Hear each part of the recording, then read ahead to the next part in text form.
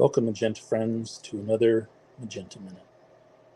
Hey, we're going to talk a little bit more about cybersecurity pilot, and specifically the FCC's decision to fund $200 million worth of cybersecurity pilots across school districts and libraries over the next 3 years.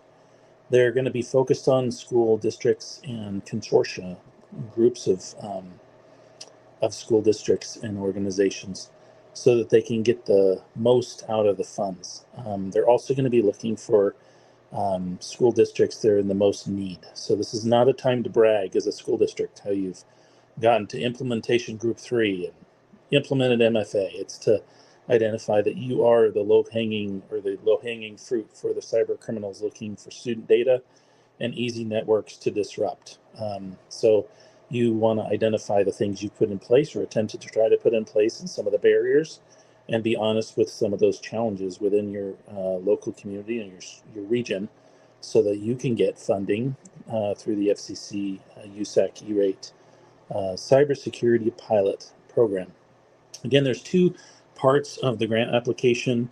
This is category 3 of funding, so they're identifying this new need for a whole new category of funding for cybersecurity. The first being connectivity, the second being hardware, and then the third being cybersecurity equipment and services. So you got to think about kind of the identified equipment, such as the scanners that you can carry around during voting pilots or voting scenarios, or during state testing, to assure that the network is secure, and the kinds of network equipment and appliances you can put in your closets to keep things safe and monitored, and identify alert intruders or efforts to try to disrupt your network right away. And then the kinds of services, the consulting services, the county offices or the education service district regions.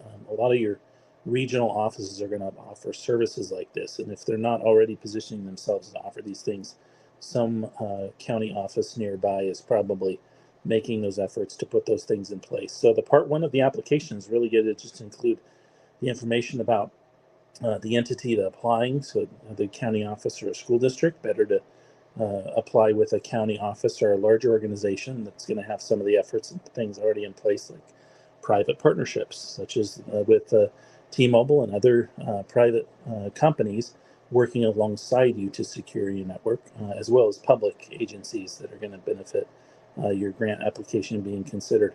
Equipment and services, description of the proposed project, whether the applicants have implemented or have begun implementing a program, estimate of the total cost of the proposed project.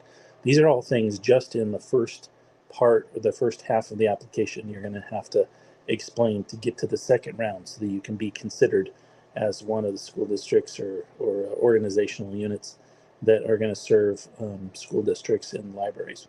So good luck with the cybersecurity pilot work that you're going to do ahead. I think it's critical that every school district and library participate in this, at least with the first round of applications, because that will give the FCC an estimate, take stock in the amount that they're going to need to spend in the future to secure our networks and infrastructure, and make sure that you're getting information and be part of those processes moving forward.